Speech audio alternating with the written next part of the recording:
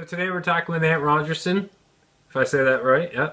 Yes, you did, yeah. And now I don't know you very well. We've never really spoken, commented on each other's videos here and there, but you've been in the community for quite a long time, and I think you've done more beer shares with anybody else I know in the UK.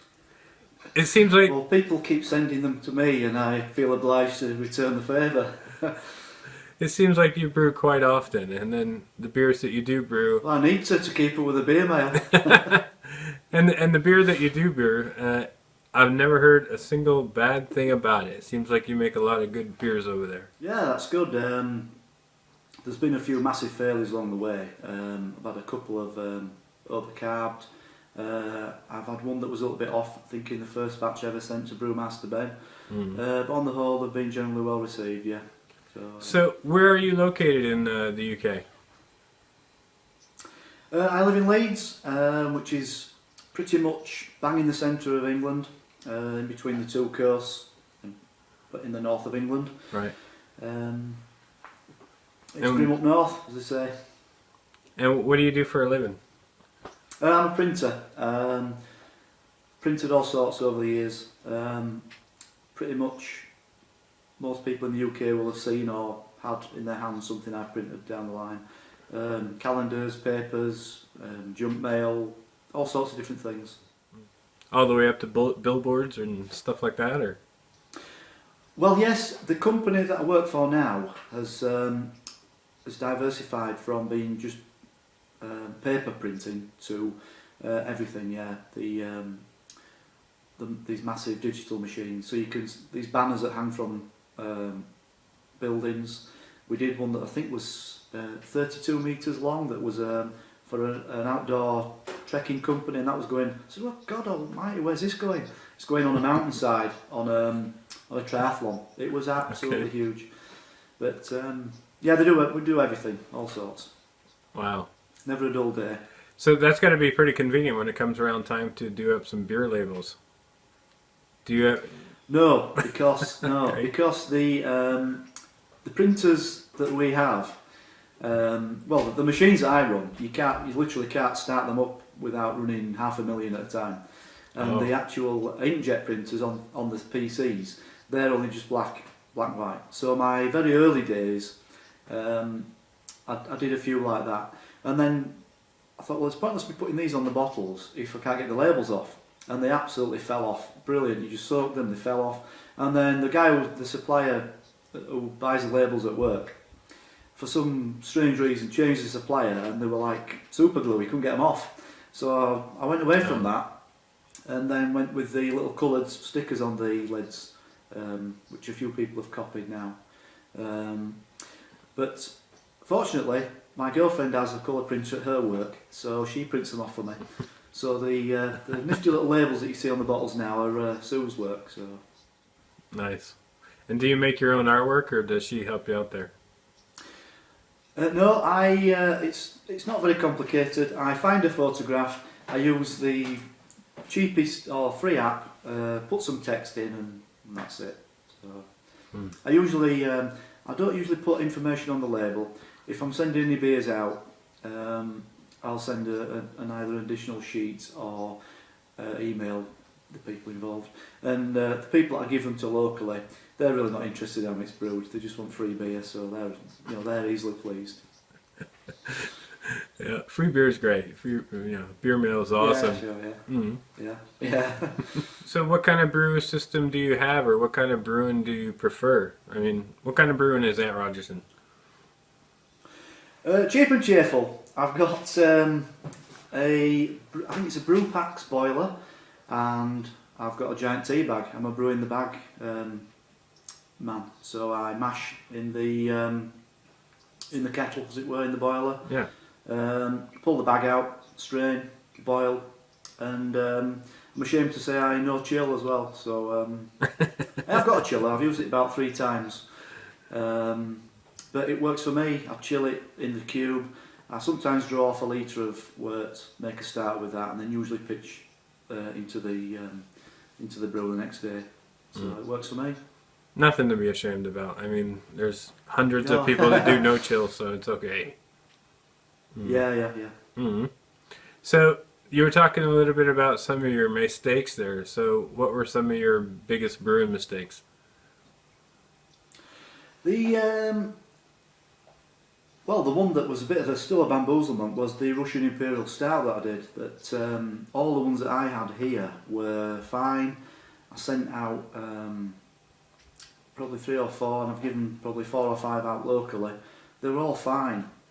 And then sort of 6 to 8 weeks later, the ones that I'd sent out were coming back as being massively overcarbonated. All the numbers hit where they should have been. I batch primed. It was all bottled. I batch primed. So whether with it being a really strong alcoholic, it's like 8%, whether the sugar didn't settle out equally as it has in all the previous ones, I'm still to this day not sure. Perhaps there was a secondary fermentation in the bottle, which is possibly most likely, because obviously the earlier ones, they were fine, and the longer that people have waited with them, the worse they've got.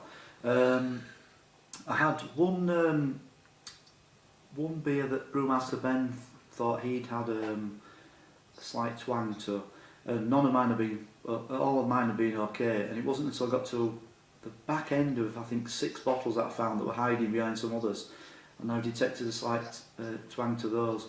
But the big one was the Black Sheep Bitter, which was my second ever YouTube video. Okay. It's a long one, but What- the history of the What's the story with that name? I mean, and what kind of beer was it? the Black Sheep Brewery. Yeah, the Black Sheep Brewery is a brewery in North Yorkshire, in north of England, and probably 10 or 12 years ago, I went round the brewery and had a meal afterwards. I think we had some drinks with the meal. I finished mine, had another drink, and I paid for the drink at the bar. And then in my tiny mind, I, for some reason, thought I'd paid for the meal. Moved on into the shop, had a mosey around the shop, and had a strange feeling that people were giving me a bit more than a normal look, and I thought it was a bit strange. And it wasn't until I went to open the door to leave, I found out why. The manager came over and he said, would you like to pay for your meal now? I went, no. Went bright red, and couldn't apologise enough. He's like, it's alright, I thought you'd forgotten. And then probably a couple of years later, driving home on the motorway, and some kind gentleman ran me off the road, and finished about this far off the barrier. Managed to get out, feet, legs shaking, looked up, and it was a Black Sheep Brewery wagon that had done it. So I'm telling a few friends afterwards, and one guy said, well, you know what that is? That's because you didn't pay for your meal. So I didn't have a good thing with Black Sheep Brewery, and but it's one of my favourite drinks. So I went and probably 3rd or 4th all grain brew, I did a clone of that, and the bloody thing got infected. So I just thought I can't win. So they come in 3s, but I've done it since and it's been okay. So Okay, good. Well, who else? I mean, you do a lot of beer swaps with. Now, there's Brewmaster Ben. So who else is there? David at Cheshire Home Brew. Yep, David. Christian Brewbear. Yep.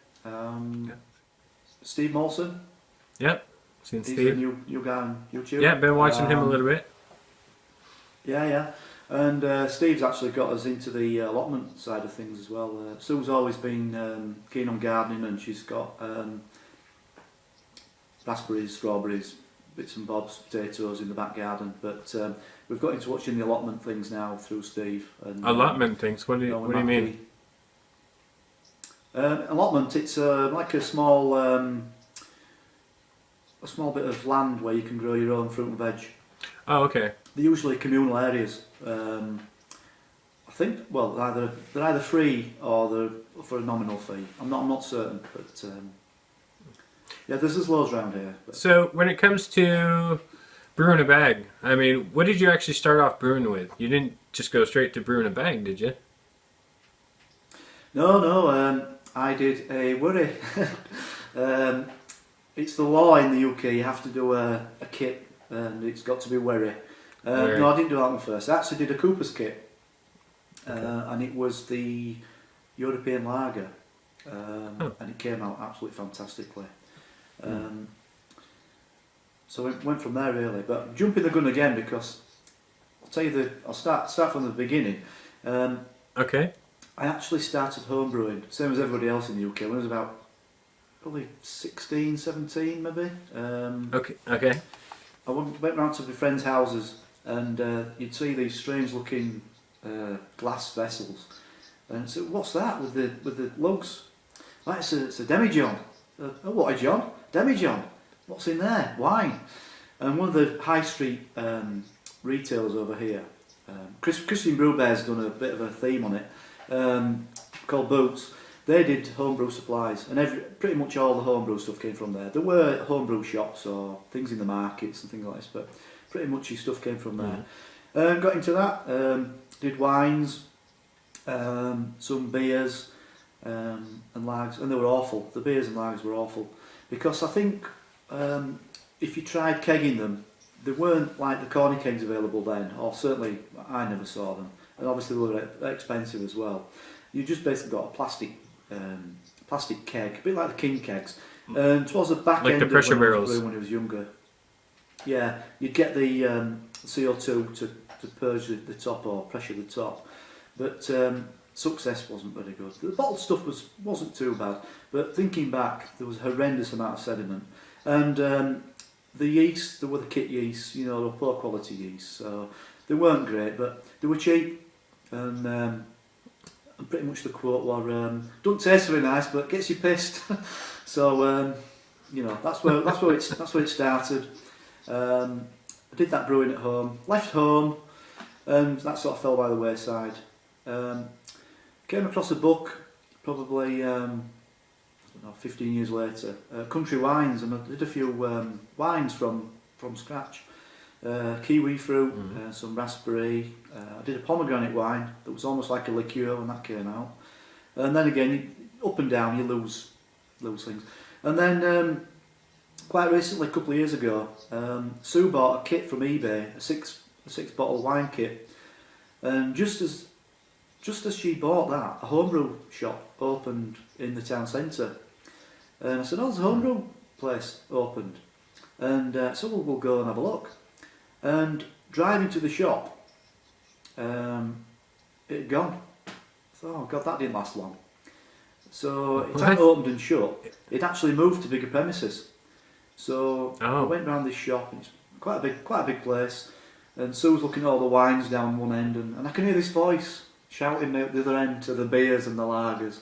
So she bought the wine kits, and I bought the beer kits, and basically from then on it was just full steam ahead. We both got into it big style. So Sue's done lots and lots of kits, wine kits, fantastic quality now compared to where they were years ago. So how's the local homebrew shop where you are now? I mean, you said it got bigger and then it has everything you need? Oh yeah, well he actually, one of my other hobbies is fishing, and he actually moved into the fishing shop that closed down. So I thought, well, I know my way there, because I used to go there every week. But the homebrew shop is literally a minute in the car. Oh wow! 5-minute walk. So very nice. I know that Harry Brew's shop, fantastic things on it. But all the things in there, I've just no need to buy because I can get everything on the doorstep. He does leaf hops, pellet hops, grains, kits, wine kits, all the paraphernalia. So everything, and advice. He's, you know, lots of him. So he's been all grain brewing for long time. So any question, you know, what to do with this, or what you do, been a great help. I can't go in there for a chat without coming out having spent 20 or 30 quid. So fatal going in there. Keep it down to once, twice a month. Oh no, every other week, definitely. see if there's anything new. So. All right. So what's in the fermenters now? At the moment, I've got 2 wheat beers that I split off from a 23 litre batch. A demijohn, a demijohn with raspberries in that are actually from Sue's back garden, Oh yeah. and some kiwi fruit. They're actually out of this book. Nice. The Bible, as Done quite people are quoting the you Bible, saying. yes. Mm. Yeah. Well, then again, Sue quoted it. Sue called it the Bible. I did a brew at her house, and she said, "Oh, so you brought your Bible with you?" And it's just up from there, and it's crackers that I watch YouTube videos from people all over the world, literally all four corners of the world, and they just say it without thinking. It's from the Bible. I'm thinking, God, it's come a long way that. And as daft as it sounds, I actually won that in a competition from Tube Dinos from New Zealand. So Right. I mean, the power and the beauty of the internet is just brilliant. I did remember that you announced it as the Bible at one point, and then it was like almost like dominoes. Every other homebrew video that you watched over the course of the next 6 months had mentioned Ant Rogerson and the Bible, and there it went. Yeah. Well, I had another nickname doing the rounds for a while, and that was the Reverend Rogerson. I forget who, if it was Brewing with Bill or Ian Hunter. Oh, I had heard that. Yeah. One of those two gave me that one. So, so the next video had me in a dog collar. But, but it's a good book. It's not. Well, it's a good book in that it's in between, I think, extract and full on all grain. But saying that, the recipes all have liquid yeast in them, so which I found to be a real game changer. I've done some really good yeast. There's some really good beers with the quality yeast, substituting a quality yeast for the kit yeast. Yeah. But when I've gone on to liquid yeast, the difference was, not chalk and cheese, but you could really tell the difference. So when you're doing liquid yeast, are you doing starters, or are you just chucking in a vial? Both. I've done both. I've put the vial into the brew, or I've also put the vial into the starter. I usually use the Y yeast smack packs. Okay. Usually I've not used the White Labs. Okay, so all the Y yeast are the smack packs are like mini starters in and of themselves. So yeah, okay, great. Yeah. Mm-hmm. I know a few people have been put off by the fact that if you search online or if you see a lot of things online where I'll smack but it's not swollen. Well, it's not the problem. The yeast's still okay in there. It's just I think they've changed it because in the early days it was almost like a little tea bag, and I think that was just nutrient. But I think now it's actually a little bit of wort in a sachet. There's certainly a different sachet now. So all basically doing is you're just giving yourself a head start. I don't see any reason. I would never throw one away if it didn't swell.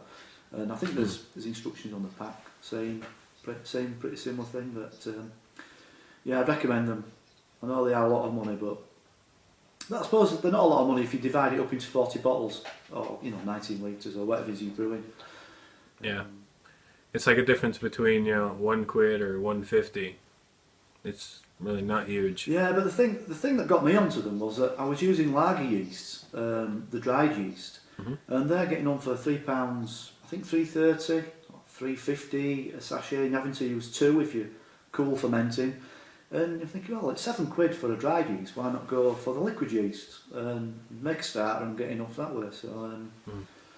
I meant per bottle for all of the ingredients. The difference with the. Oh yeah, sure. liquid Yeah, that's yeast what I mean. instead Yeah, if you're spending £2.99 on a SO4 or SO5 yeast, then dividing that into your brew, spending another £3 on the liquid yeast and dividing that into your brew. Yeah, it's literally pennies. Yeah. But I think once you get home brewing, you've always got that mindset that you're doing it to save money, and that if you start getting up to nearly like £1 a bottle, it don't compute. But not with all the supermarket deals. It sounds like you guys have over there. Yeah, well, I was talking to a guy at work who started on the cheapo brands, Wilco's, which is it's like a hardware store, but they've got they've done a homebrew section, but they're only 1.5 kilo kits, so you're not getting that much. Okay, people say short brew them and all that. he's done some, and he gave me his first bottle, and he said, "Tell me what you think to that. Be honest." And I texted him. I said, "Fantastic. You cannot tell it's home. It really was good." And he just brewed it in his bedroom with the kit yeast, and it was absolutely fantastic. And he's happy with that. You know, I did my first kit, and I started experimenting with better yeast, liquid yeast, malt extract, you know, spray malts, brew enhancers, all this. He's happy with his kit and kilo, 1.5 kilo, and he's happy with that. And I'll tell him, I'll dry hop with some hops, and well, how much do they cost? You know, and his works out at something like 25p a pint, and mine's 48p a pint. Right. Oh, I'm not paying that. I can get a tin of so-and-so for that, you know. Yeah, it's crap, you know. It's absolute dross. Yeah. Do you have a I can't favorite? remember the last time I bought any supermarket beer. Do you have a favorite yeast? Well, I sleep with some 1056 under my pillow, if that's any good to you. Yeah, there you go. The other yeast that I've had success with, one was the Danish lager yeast and the Urquell lager yeast. They've both got a really lovely, clean, crisp finish to the lagers. Again, cool fermented.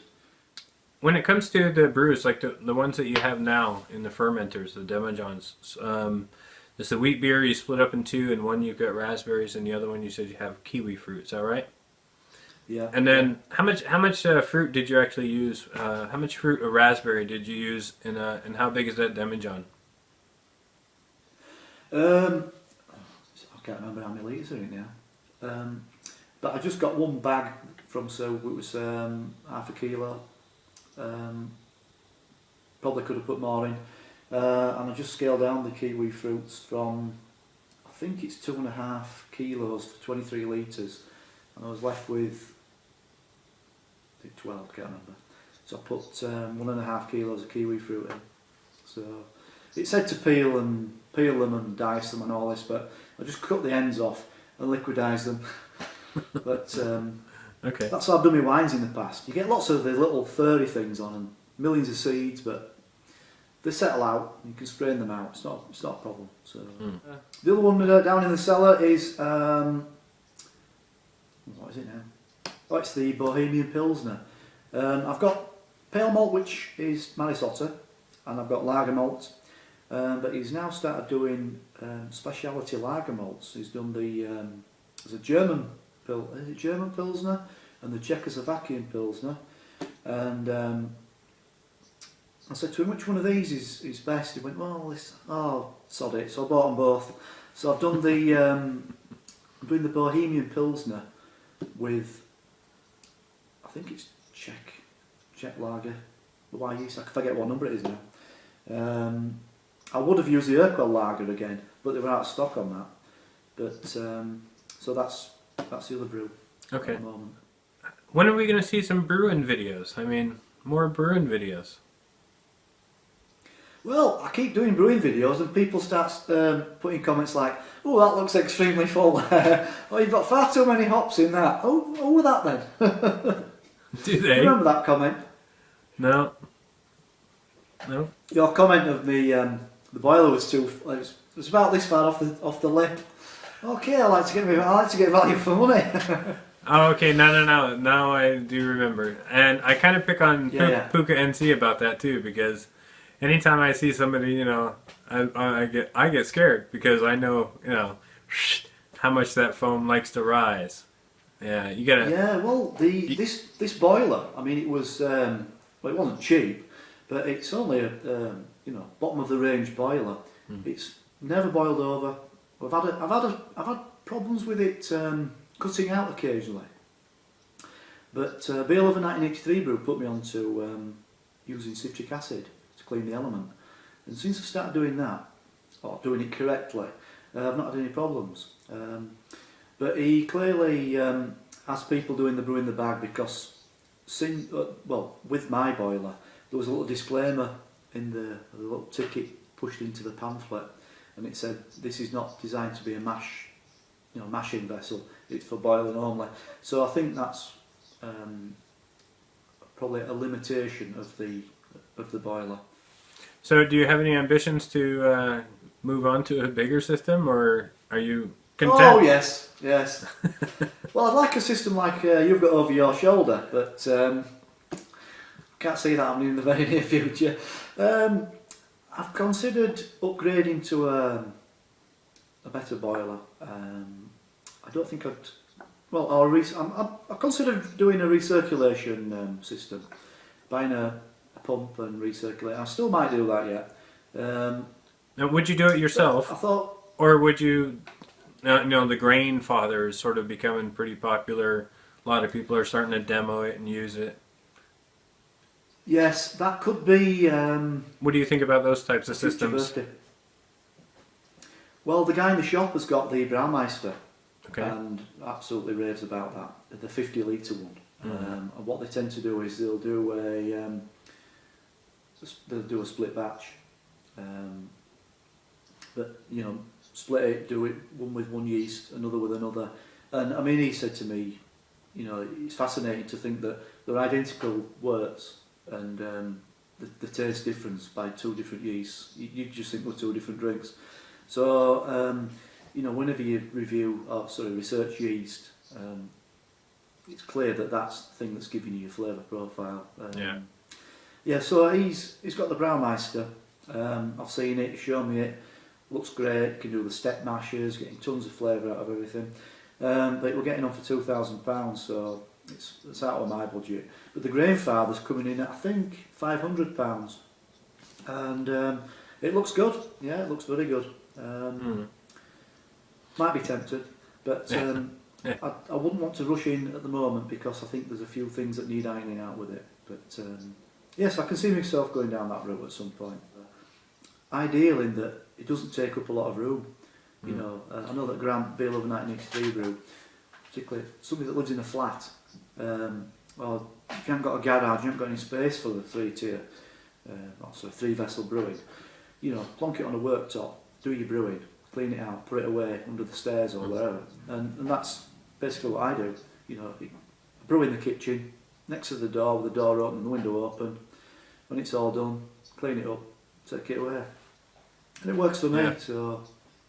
So you're quite comfortable, you're happy being a printer, but had you ever had thoughts or ambitions to become like a brewer? yes, and then I listened to a podcast. I listened to two podcasts. I listened to Basic Brewing Radio, Great one. and I listened to Beersmith. And I can recommend both of those. Excellent podcasts. Learned lots and lots of things from those. Yes. And one guy was on there, and he'd had homebrewers come work for him. What we're brewing today? Pale ale. Oh, brilliant. They're going to work the next day. What we're brewing today? Pale ale again. And it's not the same. This is my hobby, and I like brewing different things. And I think the novelty would soon wear off if you went to work at a brewery. And at the end of the day, I mean, I've been around breweries. All you're looking at is big stainless steel vessels and pipework. It's not like what you're doing at home. So yes and no. It'd be nice to. It'd be nice to make recipes, I think, and develop new drinks. But if you're actually as a factory worker brewing the beer, no, I can't see it being. I think the novelty would soon wear off. I saw an interview with the brewer from Brewdog, and the guy interviewing him said, what's your favourite drink? And he went, let me think now, which is my favourite drink out of the 83 different brews we've done in the last 18 months? And I thought, now that is the sort of brewery that I would like to work for if that came up.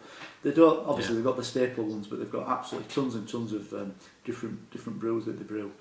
One of the best brews that I've had that's been received is the Punk IPA clone that I did. Now that's the one that you did. Fizzy. You did send it to Brewmaster Ben, and he did like a peer review with that, right? They were a little bit too carbonated at the other end, unfortunately. Clearly, the beer mail, you're taking a massive chance when you're sending it out because, I said this to Grant. He sent me one that wasn't quite right, and it's sod's law that if you're going to get a dodgy one, you've probably drunk 25 bottles, and the one that you decide to send out might be one that's not quite right.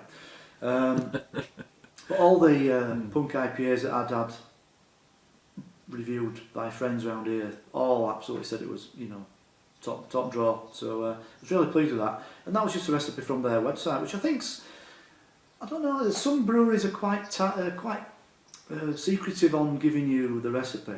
Right. Yet they're just, come and have a go and brew what you want. We'll tell you exactly what's in it and go for it. So It's I all. think they're a real go-getting type company. So Yeah, the key for them is, of course, the brewing process. I mean, they've got a completely different, sure, top-notch brewing process that it's yeah, hard to definitely. match. Yeah. Yeah, what are your next I brews? keep trying to use up the hops I've got in my freezer, and then every time I go to the brew shop, I see a new hop. I think, I'll try that one. But Yeah. one very successful brew. There's only there's 3 bottles left. One's in my fridge, and 2 have just gone out on the last beer mail. And I called it Top of the Hops. And I used the name from a brewery tour that I went to, and they actually took 2012 different varieties of hops. They found some sort of lab in Kent, and they cross-hybridise literally thousands of hops, trying to get the next big thing. And I believe he said at the end of the year they scrapped the hops, and they went down and took literally a handful of each and called it Top of the Hops. And he said it was their most successful brew. It literally sold out in 2 weeks. And he said never to be repeated, because obviously the bittering hops, the aroma hops, they're never going to be, even if you got the same stuff, once they're mixed up, you're never going to get the same thing.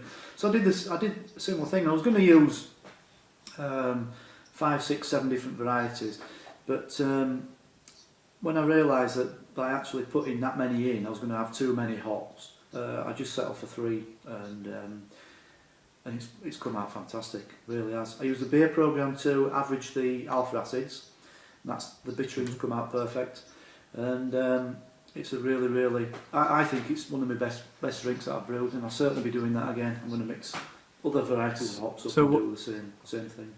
I can see that being. So what was this? Not the Was next it a big pale thing, ale? but certainly thing. Just base malt Marisotta with the 3 hops, Nelson Sauvin, Atenum, and Amarillo, all mixed in a bowl and then measured off for bittering, flavour and aroma.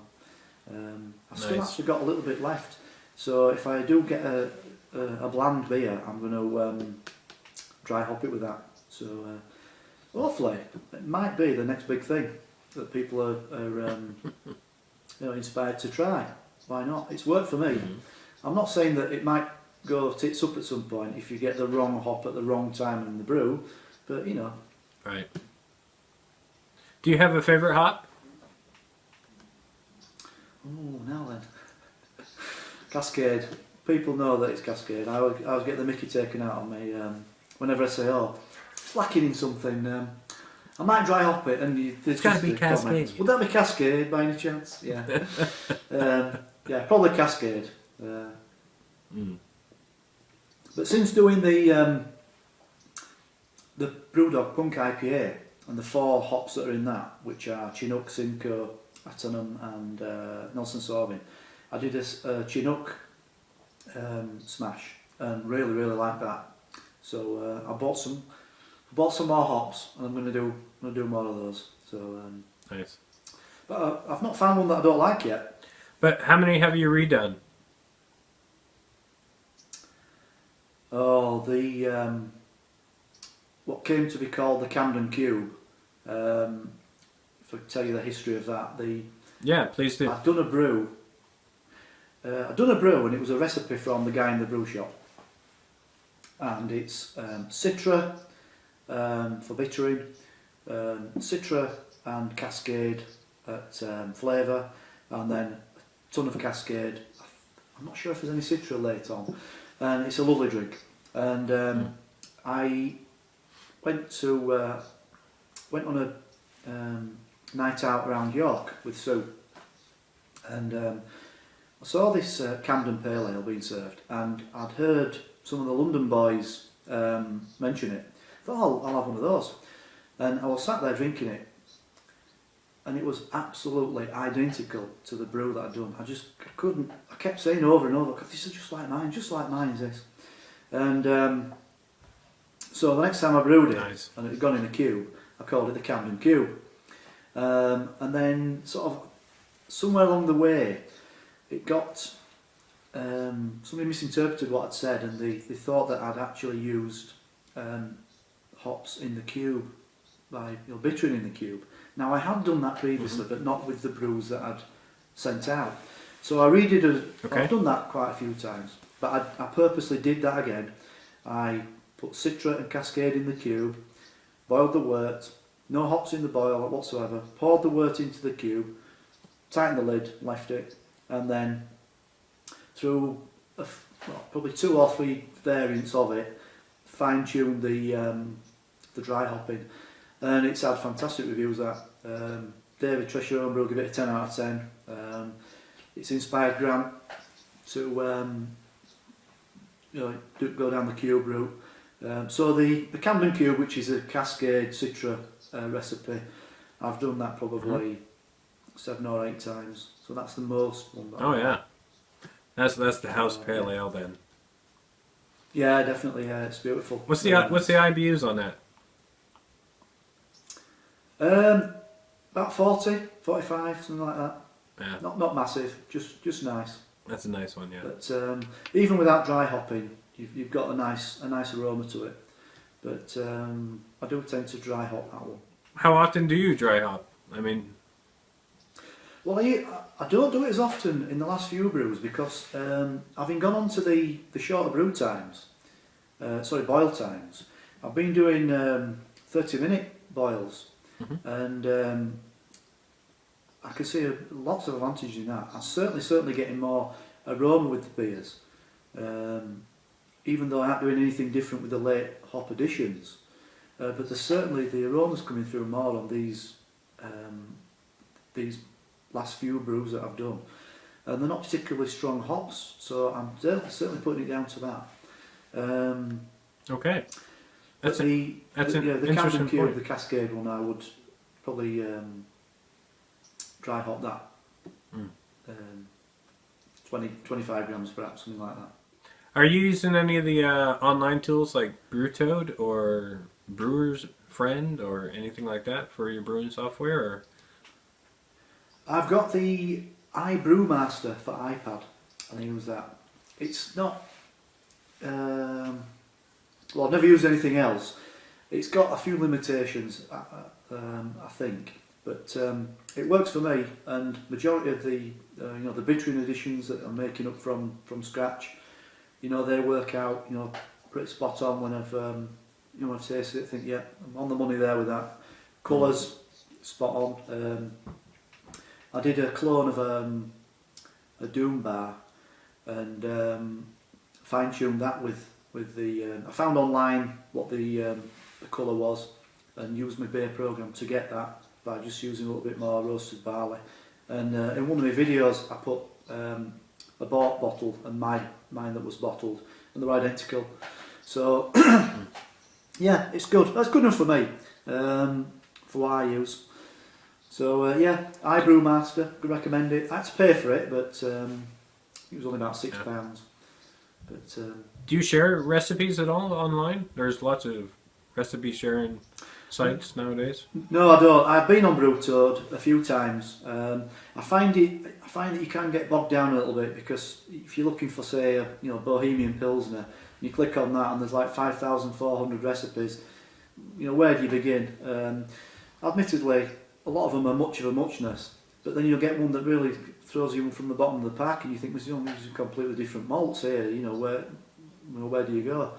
The clones that I have done, I've usually found 4 or 5 recipes, and usually 3 or 4 are pretty much identical. Or if I found 5 recipes that have been different, I've amalgamated those and taken an average and seen where that's come out. So, all of your brews that you do, you're exclusively bottling. You never keg or don't have kegs yet, or do you want to go into kegging? No, I've got 3 kegs. Okay. I've got 2 corner kegs, and I've got a well, it wasn't a very cheap, but a cheap cheap Chinese import of a 23 litre, the big one. I've got a refrigeration chiller that I can pump through, although the cellar in this house is usually cool enough even for lagers, but bitters it's absolutely spot on. It's usually between 11 and 13 degrees. Before I got my fridge and my STC, I would brew my lagers in the fridge, in the cellar. They've come out excellently. I know that people say about you need a constant temperature, but I've gone down morning, noon, and night into the cellar, and the temperature's hardly fluctuated. It does hold a temperature in the winter, unless you get a massive cold snap. So you just need to be a little bit lucky with a 2 weeks stint really. But so I've got 2 corny kegs, and I've got a 23 litre big one. But I found a bit of a problem there, that when I wanted to beer gun from the 23 litre one, I couldn't get the temp. Obviously you need to chill it down to get the carbonation. I thought, I've put that in that keg, and I wanted to really bottle that and blah blah blah. But I've managed to fit it in my fridge, get it in diagonal, push it in, turn the gas, and I've successfully. So I'm okay. I can bottle from that. But so a keg and a bottle. So I do both. Okay. But predominantly keg here. So you said a beer gun. Did you buy a beer gun? I bought a beer gun after the fiasco of the Russian Imperial Stout. I thought, I'm not having that happening again. Putting too much down to chance. So I got that, and pretty much got it right first time. Done completely opposite to what the beer gun pamphlet tells you to do, but I do it my way and it works for me. So how do you do yours differently than how it says in the pamphlet? Well, I don't know where people are that have got room in the fridge for 40 bottles, but in the Billetman instructions it says sanitise them, put a little piece of tin foil over the top, put them in the fridge so that they're nice and cold, do this, do that, get your gun out. And I think the reason is that if you're trying to put carbonated anything, if you get Coca-Cola and pour into a warm glass, you get the carbonation coming out. So all I do is I put my Starsan in the fridge overnight for the sanitizer, the Vinator, the one that you plunge down. Yep. So I've got freezing cold Starsan in there. So the initial squirt of the Starsan in the bottle takes the temperature down. Obviously the beer's at like 2.5 degrees, 3 degrees, whatever it is. And then what I do is I put the bottle in a jug with iced water, and I put that in there. So as the beer comes into the bottle, it's surrounded by freezing cold water, and you don't get a lot of carbonation escaping.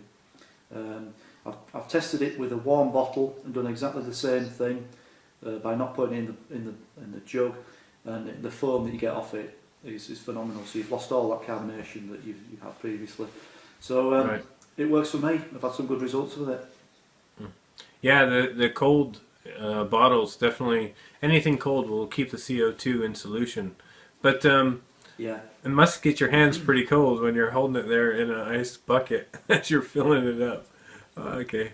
Well, the top one's out of the water, but yeah, and I regularly change the ice in it. As soon as I see those melting away, I put some fresh stuff in. But you're right about the bottles as well. Glass bottles, an oxymoron coming up. The glass bottles are better because obviously the glass retains its temperature. You start putting plastic in, and it doesn't work as well.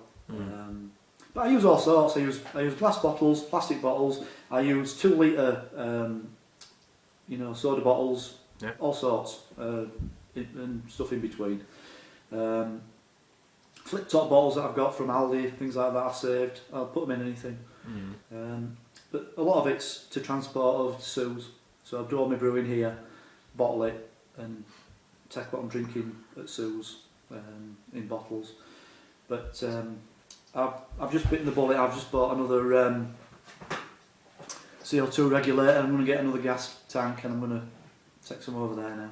So, so then you just have to transport the keg. Yeah, yeah. Smart. But I have brewed at Sue's, and I did. We did a bank holiday weekend, and I think I did 4 brews in a weekend. There were 2 from the Bible, and I think two that I just kept in the cube for a while. Had a good session over the bank holiday. Managed to remember everything, took everything with me, and it worked out okay. Apart from the nightmare one that I did a few months afterwards, if you remember that one, where I kept forgetting to put the hop strainer in, and should have gone back to bed that day. It was horrendous. But I'm a believer in. Well, they're a good brews or a bad brews. Yeah, I'd agree. I think it's easy to. It'd be easy to edit your videos and look at me, I'm fantastic, and I don't ever do anything wrong. And look at this drink, it's come out perfect. Well, I don't really want to watch those. I want to see people's foibles and things where they, because everyone's going to learn from things where people have done things wrong, or if they said, if we're doing it again, I won't use that. I'll do it this way. And all the information is making everybody a better brewer, whether you're doing kits or whether you're doing all grain or brewing a bag. I would say so. Yeah. So I've not been. I've never been frightened to post up anything that I've got wrong. And I think you get good comments from it as well. To be honest, you get people saying, fair play on you to putting that in. So yeah, and it definitely makes for a more interesting video. New to homebrew Tom. Oh, yeah. New to homebrew Tom is no stranger to that sort of cinematography. Yeah. Well, I did. I did a brew in a bag, and I saw a video by Bobby Mayer. Yeah. And she'd got this like a giant cake whisk, really, sat on top of the mash tub with a paddle going round inside, and her efficiency went absolutely through the roof from 80% up to like 95 or something. And I thought, well, I'll do my own sort of Yorkshire version of that, and I got my whisk and put it in the mash, and I checked the efficiency afterwards, and it had gone up. It really had gone up, and so I thought, oh, I'll be clever and I'll video this next time. And I couldn't quite get the iPad high enough to show the thing. And I'll do it. I'll try another time. And so I went to do it, and the whisk caught on the bag, spun it around the whisk.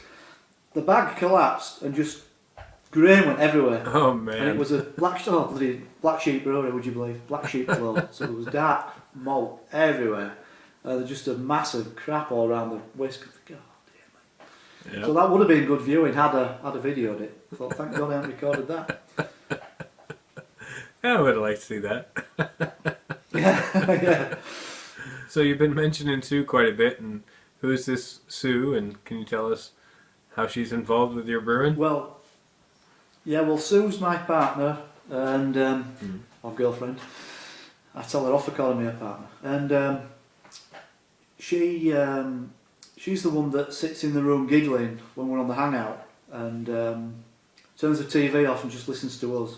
Okay. And then when she comes on camera, oh no! All these big macho guys all over the world all just sit there like little schoolgirls. If she says, "Call this a big boys' night out," more like little kids. They're all like, yeah. She's she originally got me back into brewing this last time by doing wines, and she would do the spirits by using a still, but obviously that's illegal. So she doesn't own a still, and she doesn't make her own alcohol from a still, and she won't be making it from a wash that bubbles in her kitchen because it's illegal. But so she does the wines, which that's legal to do, and so she's done everything. Some absolutely fantastic kits. And they work, I mean, some of the kits are probably 40, 50 pounds. You think that's a lot of money, but when you work it out that you're getting 30 bottles, you can't buy a quality wine for that. Even the cheap plonk now is more than that. She's done the wines from scratch as well, from things, fruits that she's got from her own back garden. So I'm blessed in that, she's more, well, she tests my beers, interested in what I'm doing. So I'm really blessed that, I've got a partner who's as much into brewing as I am. So between us, I think that's fantastic. A drink that you can't have, very good. Yeah, to be able to have a partner that's into brewing with you, I mean, it's fantastic. You get into arguments like, I'm going to be using that fermenter. No, I plan on using that fermenter. Well, I'm okay because the wash that she doesn't make goes in its own fermenter because of the carbon. It dirties the plastic. Oh, yes. Okay. Yeah, but when I've done brews at her house, can I borrow your thermometer? Sharing stuff. Have you got a spare hydrometer?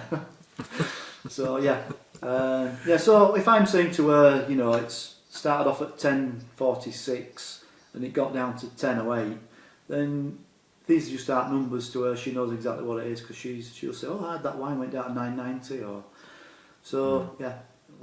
And the other thing is, I go fishing. I'm a printer and I do homebrew. I mean, with my fishing stories and my printing stories, and now I do homebrew. I mean, you get sat next to me and I can have you sleep in, easy 10 minutes. Do you go fishing locally, or is there? Do you go on trips around the world? Where do you go? No, not around the world, but locally, within probably an hour's drive from here. I'm in a club, so it's actually match fishing. I do pleasure fish occasionally, but basically it's a competition. 6 hours. You pay £10, and then you either win or you don't. And do you get go to to a few different places? And do you get to keep what you catch? No, it's you put them in a net, you weigh them at the end of the match, and then you release them. So even trout, you just put those back. Well, it'd be no good for me anyway because Sue's allergic to fish. So. Oh, okay. Yeah. Well, then it's really truly for the sport of it then. Yeah. Nice. Do you have any other hobbies? I play poker. I play poker online and I play poker at a local pub every Wednesday that I'm on earlies, so I'll be going tomorrow. Right. I like that, I enjoy that. Can't make a living at it unfortunately, but I've won a bit of money at it in the past. I won a couple of competitions online. With that money I booked, we'd gone to Las Vegas and I paid for the night helicopter ride. Nice. With some of the one of the winnings from that. So that's cool. That came in quite handy. Yeah. What kind of poker do you guys play? Like Texas Hold'em is pretty popular over here. Yeah, Texas Hold'em. Yeah. I mean, I've always played cards with mates and things like that. I mean, I remember my dad showed me how to play poker, but that was 5-card draw poker when I was a kid, and then with the internet, all the poker games are all Texas Hold'em. So right. Well, the internet's responsible for the popularity of it. Now. Yeah. Mm-hmm. Because I was going to miss the hangout last time because I was in a poker tournament. But fortunately for all you guys, somebody knocked me out early on, so I took them home early. So never mind. Yeah, can't win them all. Yeah, so I've got limited hobbies, but enough to keep me occupied. Subscriptions that I follow on YouTube. I mean, you can never watch them all. I watch most of them. I probably watch 90% of the people I'm subscribed to. But if you're getting videos that are 15, 18 minutes long, and you've got 4 or 5 of those, I just literally don't have enough time in a week, never mind in one evening. So I'm very conscious of when I make a video of trying to keep the time down so that people watching can, you know, I want to be able to watch 4 or 5 videos in one session. But, you know yourself, the time does clock up, you know, and however much you edit it down, it is difficult, particularly if you talk as much as me. So plus trying to get all my jokes in on one video, it's a tough call. So yeah, but I find like some of those videos are like if it's good content, you know, Ant up there and he's brewing a beer and spinning his iPad around, and you know, grain going all over the place. Well, that's entertainment. Or I'll sit there for an hour and watch that. yeah. Mm-hmm. Well, I think the longest video I've seen, it's probably yours. But did you do almost 45 minutes long ones? Yeah. Old brew day. Yeah, I'm probably up there. Yeah, that was. Mm-hmm. Yeah. I've been guilty of that a few times. But those are time flies with those because you're watching something new all the time, and that's pretty good. But yeah, I would agree with you.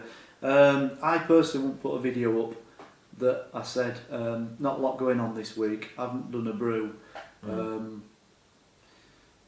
Well, you know, I don't see the point really. Yeah. I wouldn't want to watch that. Yeah. But I can see people who get into the Homebrew Wednesday and post one religiously on a Wednesday, and I watch tons of those because they're. I mean, it's a big debate, isn't it? Whether are they your friends? You know, people say, well, as far as I'm concerned, I class these people as my friends, and I've sort of half slipped up, or I've said when I've been talking to people, said, oh, a mate of mine.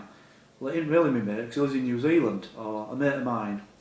But they are, and you know what people are doing. You know the names of the wives. You know what the house looks like. You know the favourite beers.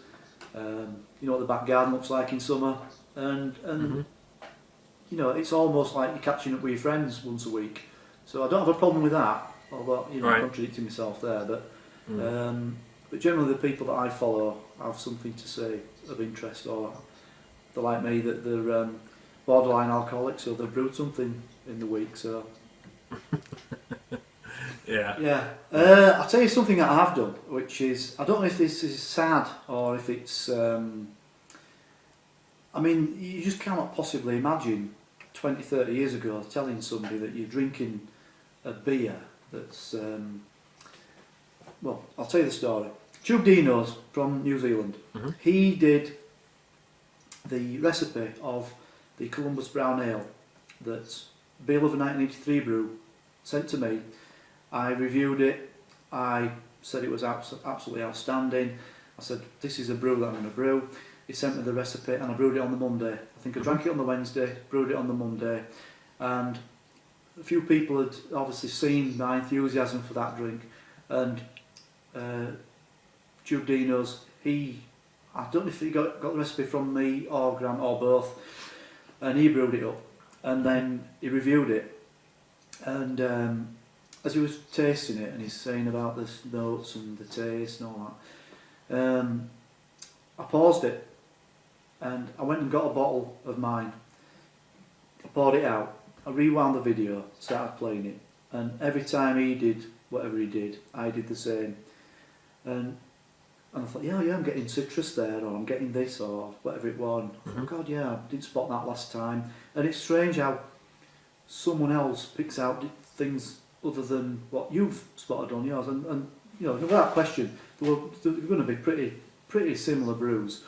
And it was only at the end I thought, I'm drinking a drink, watching somebody who's literally on the other side of the planet, and I'm mirroring all his actions, and it's just, for somebody of my age, I mean, young kids today probably won't be fazed by that, I wouldn't have thought, but you know, absolutely incredible thing to be able to do. Sue came in on the hangout and all the little cameras at the bottom, and she said, so who's on tonight? And I said, well, he's from Ireland, he's from America, he's from Norway but he's an American, he's from down south, he's from Australia, he's from New Zealand, and you just think, how can this be? You know, you've got all these different people from all over the world, and you're watching them all in one thing. Incredible, you know. I mean, I've been on the internet since the start, you know, the old dial-up days, and you just think. I mean, I tell people, oh, when I first started, you know, sometimes you couldn't get on the internet. You know, it literally took you 3 hours to get on. I got a busy signal Now. I've said it in quite a few of my videos. God bless the internet, and God bless beer swaps, because there's lots of beers that I wouldn't have particularly tried that I've had sent to me, and I've either I enjoyed them for one, but mostly secondly brewed them myself, and gone on from that and sent them out and inspired other people to brew it as well. So the beer swaps are great, but you are at the mercy of the couriers, and they can be a bit of a swine. I've seen some real horror stories where people have held up boxes dripping, you know, and you think, oh no. Yeah. So you have a tendency to make a lot of fun of people in your videos. What's that all about? Well, if I spot somebody doing something that's I can find fault with, then I'll have a little dig. But there's plenty coming back, don't you worry. You know, I've had people saying that I'm on the lookout for you know, mobile hairdresser and things like this. So, and obviously being from the north, and Yorkshiremen have got a reputation of being tight, so I play on that a bit. But Yeah. no, I'll take the mick. But it's, you know, I think that as long as you can take it, if you give it, you've got to be able to take it. And there's a certain bit of banter going about between, you know, quite a few people on the brewing community, Yeah. and it's all in good fun. And now that the fridge has got a new place in my videos, I can put some, you know, subliminal messages on there for certain people, so it keeps them viewing and see if they're on the fridge this week. I'll try to work out what it means. So, That's pretty cool. That's pretty cool. Yeah. But you know, from one bald man to the other, yes. you know, Yeah. bald is man beautiful. Bald is beautiful. Yeah, you said it. Bald is beautiful. Thanks a lot for taking the time out. I really appreciate it. And yeah. Cheers, mate. I'll see you on the next hangout. Thanks a lot. All right. Take care. Right. Bye. Cheers. Bye bye.